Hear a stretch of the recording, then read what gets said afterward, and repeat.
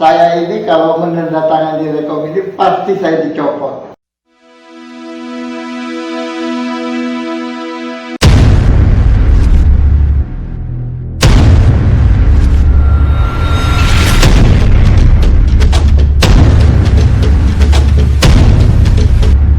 Assalamualaikum warahmatullahi wabarakatuh. Selamat datang Pak Rosyanto Kiang ya. Ya. Saya manggilnya kayaknya lebih bagus Kanda aja, jangan Bapak, karena saya merasanya lebih familiar dan lebih akrab jika saya manggil Kanda. Boleh ya? Siap. Alhamdulillah. Jadi begini, saya ucapkan selamat datang dulu di Anyus, dan untuk bisa mendatangkan Kanda Kiang ini ke Anyus, perjuangan kami cukup berat. Sebab ternyata jam terbangnya tinggi sekali. Kami minta jadwalkan sejak 2 minggu yang lalu, baru hari ini ternyata bisa terrealisasi sampai di Anyus gitu ya. Karena ternyata memang domisili beliau ini banyak di Samarinda dan kadang lebih banyak juga di Pulau Imbang aja. Tapi ternyata ada kesibukan lainnya. Nah, kaitannya dengan kedatangan Kanda Kiang ini, kami mau tanyakan banyak hal nih. Tapi yang pertama tentu kami mau tanya dulu, apa kesibukan saat ini? Kesibukan saya sementara ini ya, kita berusaha. Berusaha di bidang apa itu? Berusaha di bidang ya dunia usaha lah, yang sifatnya bagaimana bisa mendapatkan profit. Oke, ya. Terus juga dengan dengar informasi saat ini punya kesibukan lain ya, artinya udah punya anak kecil lagi, benar ya? Ya, benar. Laki atau perempuan ya? Laki. Alhamdulillah. Udah berapa hari Pak? Sudah 2 bulan 25 hari. Luar biasa, sampai harinya pun ingat. Jarang loh ada orang tua masih ingat sampai detik hari-harinya. Jangan-jangan kalau ditanya ke jam-jamnya ingat juga. Ingat ya. Alhamdulillah. Jadi begini, saya masuk pada esensi yang pertanyaan. Publik mengenal Kanda Kiang ini apa ya? Perjalanannya tuh panjang. Ya. Dari yang dulunya dikenal orang sebagai pengusaha, kemudian masuk ke dunia politik dan sampai sekarang. Nah, berarti saya pun harus nanyanya dari runutan itu supaya publik paham dan dapat memetik nilai-nilai kehidupan dari Kanda Kiang. Sekarang begini, pada saat memasuki dunia usaha itu tahun berapa itu Kanda? itu sekitar tahun 95. 95 udah masuk dunia usaha. Usaha apa saat itu? Boleh diceritakan ke kami? Itu awalnya kita usaha perdagangan antara pulau. Pulau mana? Pulau Sungai Nyamuk, Tarakan, Berau. Oh gitu. Usaha apa itu dagang waktu itu? Itu dagang barang kelontongan dengan bahan pokok. Yang banyak itu yang produk Malaysia. Oh, produk Malaysia. Sampai tahun berapa itu dilakukan? Sampai 98. 98 ya, 95, 98 waktu 3 tahun sempat ya. Setelah itu di 98 masih di dunia usaha juga. 98 saya masuk menjadi pengusaha di bidang konstruksi. Konstruksi ya, sampai tahun berapa? Sampai 2008. 2008 ya. Lumayan lama itu ya, berarti kan.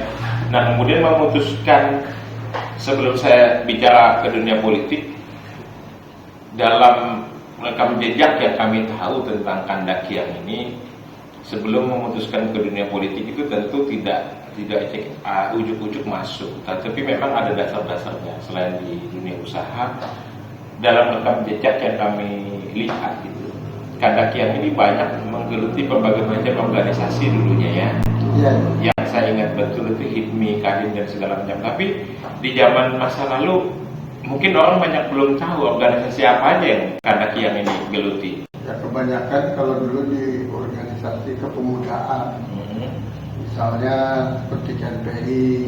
Pernah di KNPI juga? Ya. Oke.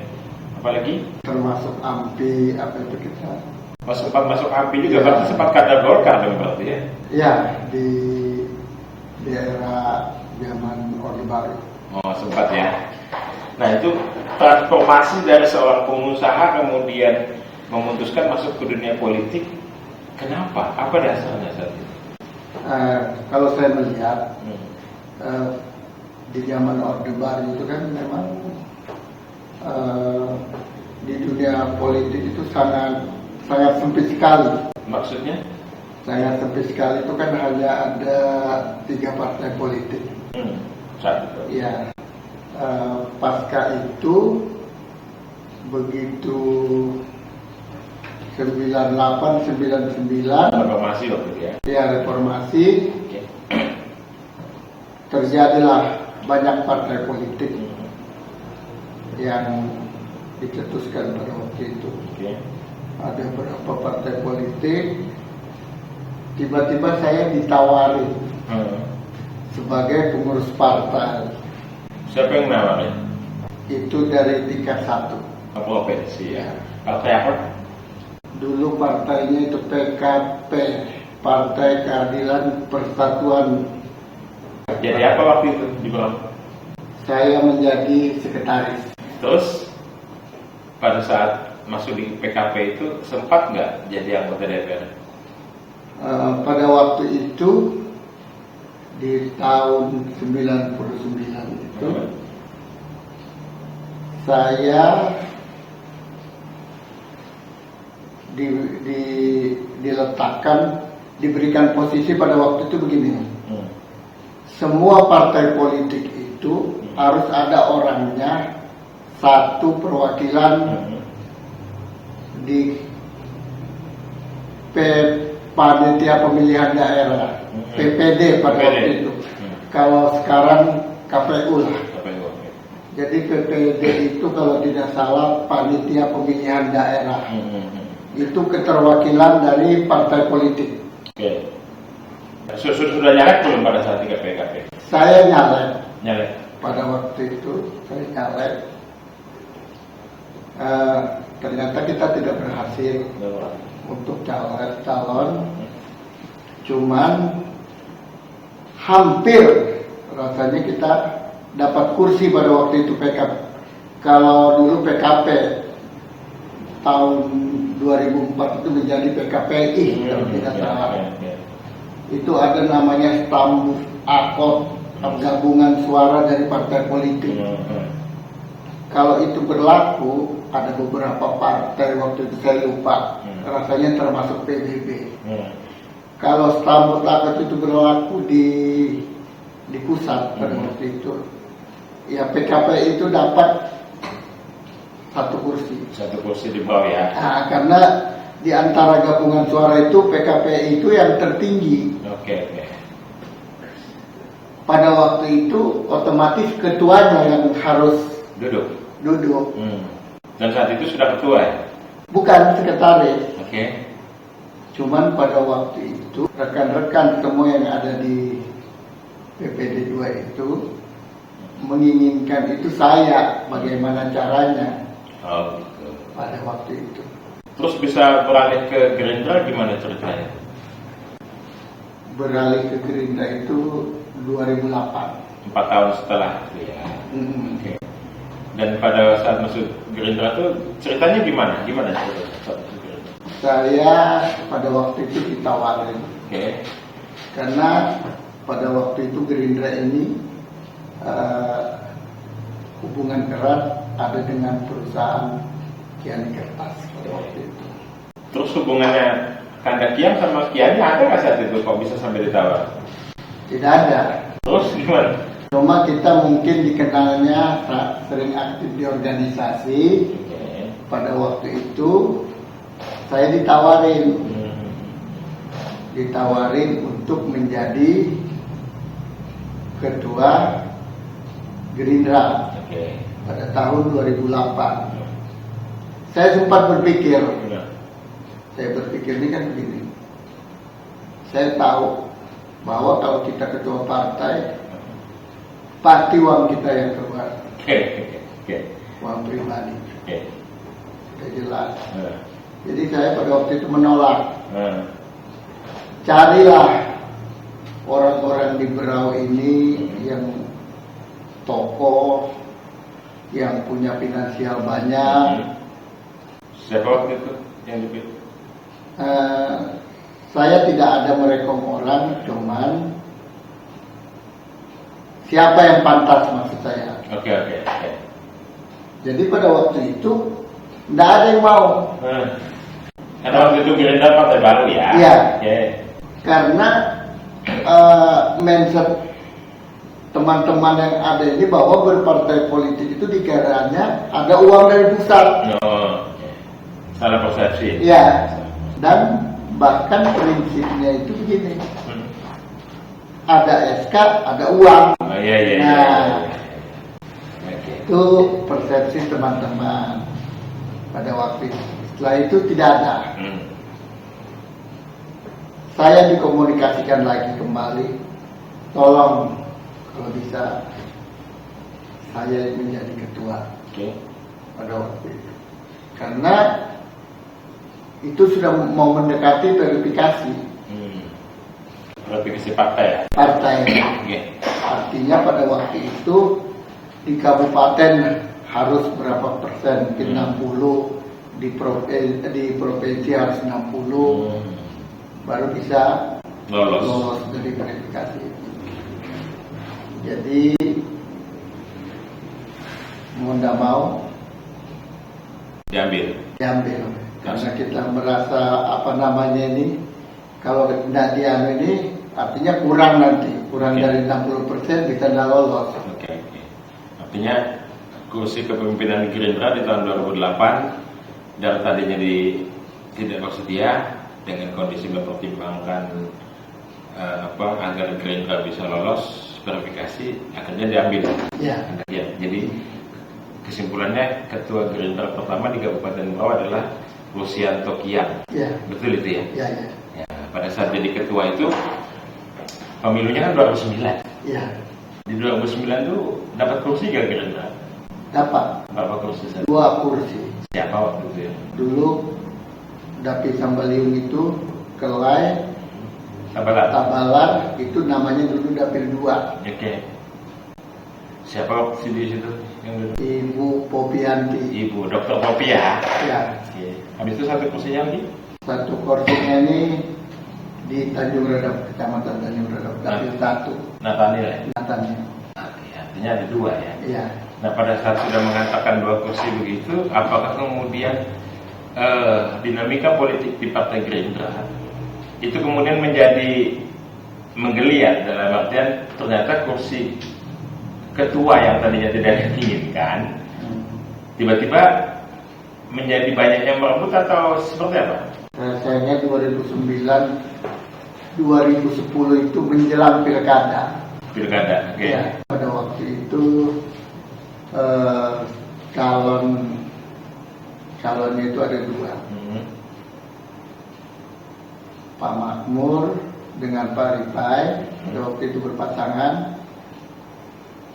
Almarhum Pak Soehartono Sucipto dengan Haji Liliansyah. Pada waktu itu rasanya Gerindra mendukung Pak Soehartono Sucipto dan Haji Lili kan? Rasanya. Saya yang dukung. Nah maksud saya pada saat sudah ada 2 kursi dan perhelatan pilkada, apakah kemudian kursi ketua Gerindra ini menjadi rebutan orang atau enggak? Menjadi. Nah kan gini, 2008 ada yang mau nih. Pada saat dapat 2 kursi dan pilkada, apakah kemudian ada pihak-pihak yang coba goyang kursi kepemimpinan Kanda Rosianto karena dilihat punya nilai strategis atau seperti apa? Banyak sekali yang menginginkan itu pada waktu itu. Cuma kita ini pada waktu itu pilkada 2010 itu adalah pelaku sejarah. Karena rekomendasi itu yang diterima di KPU bukan pusat. Artinya cukup DPC yang diakui pada waktu itu. Maka pada waktu itu banyak ketua-ketua partai itu agak membelot. Artinya keinginan pusat dengan siapa gitu. Ternyata DPC lain sikapnya. Kalau Gerindra sama nggak, sejalan nggak dengan garisan DPP?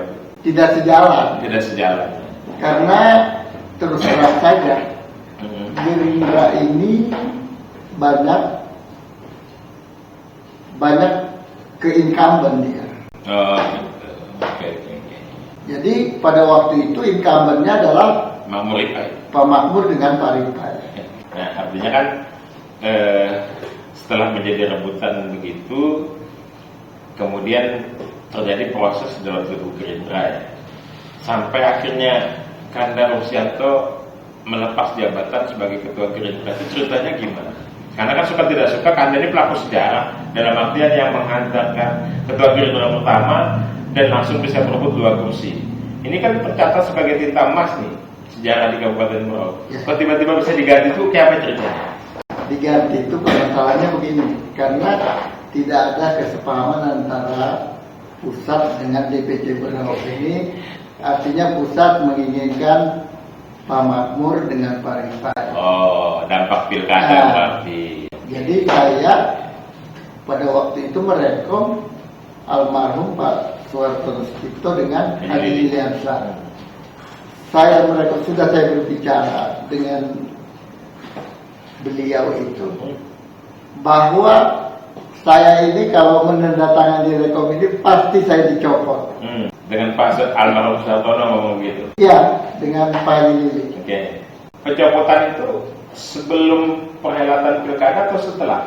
Itu dalam proses, artinya pada saat saya menandatangani Rekom DPC. rekom itu kalau tidak salah tanggal 1 saya minta jam 12 malam, artinya detik-detik terakhir penutupan. Oke. Nah, pada waktu itu saya yakin pasti saya akan dicopot. Oke. Tiba-tiba muncullah, kalau dulu bukan PEC. Oh, Peksimil. PEC dari Peksimil, ya. DPP. Dari DPP bahwa saya itu dicopot. Dicopot itu begini, artinya kalau tidak saya enggak tanggal 9 kalau tidak salah saya itu merekom. Bukan tanggal 1 berarti. Bukan. Oke. Tiba-tiba Tanggal 9 jam 12 malam. ya, jam 12 tiba-tiba pencopotan saya itu tanggal 1 kalau tidak salah. Di dalam surat rekom pencopotan itu tanggal kamu menggagalkan rekom DPC. Iya. Jadi kita akan mundur. Oke. Tapi PEC yang masuk itu kalau tidak salah tanggal 11. 2 hari setelah rekom. Iya. Oke. Tapi artinya DPP memandang bahwa pemutusannya sejak tanggal 1. Iya. Tujuannya menggagalkan rekom DPC dong. Iya, menggugurkan. Nah, tapi berhasil nggak itu? Berhasil. KPU menganulir keputusan DPC untuk mendukung Soeharto Sutioso?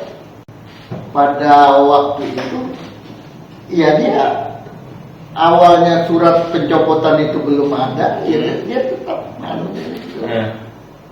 Tiba-tiba begitu tanggal 11 dianggap itu tidak sah. Oh, jadi rekom DPC itu sudah tidak sah. Ya. Dan kemudian akhirnya di Pilkada 2010 Gerindra bukan lagi sebagai pengusung dari Soeharto, dan kan sudah beralih ke Makmur Ripai berarti. Iya, pada waktu itu. Tapi itu di perjalanan tiba-tiba saya dicopot, langsung ada penggantinya. Siapa pengganti? Pada waktu itu penggantinya ya orang pusat juga sih sebenarnya. JM-nya Kiani Kertas. Pada waktu itu. Ya, tapi tetap ada gejolak. Jadi ini pada waktu itu bisa gejolak besar, mungkin KPU berpikirnya itu ini harusnya dua-dua digagalkan. Oh gitu. Jadi ceritanya pada waktu itu didis. Dua-dua. Ya. Gerindranya didiskualifikasi. Ya, didis artinya tidak ada dengan dua calon itu. Oh, supaya stabil lah kondisivitas pilkada ya. Oke. Akhirnya setelah dicopot dari kursi Gerindra, perasaan Kanda Kiang saat itu seperti apa? sebagai orang yang menghantarkan sejarah emas bagi Gerindra di Kabupaten Kota. Maksud saya, pada saat diperlakukan begitu, dicopot, karena dia tetap loyal dengan Gerindra. Loyal? Meskipun dicopot? Iya. Artinya sejak 2008 sampai sekarang tetap Gerindra? Tetap. Berarti kan nilai loyalitas Kandaki yang ini susah diukur kalau begitu, kalau menurut kami. Gimana Anda memandang itu, nilai loyalitas? Ya kalau saya itu kan punya prinsip. Okay. Artinya apa yang saya berbuat tetap ikhlas.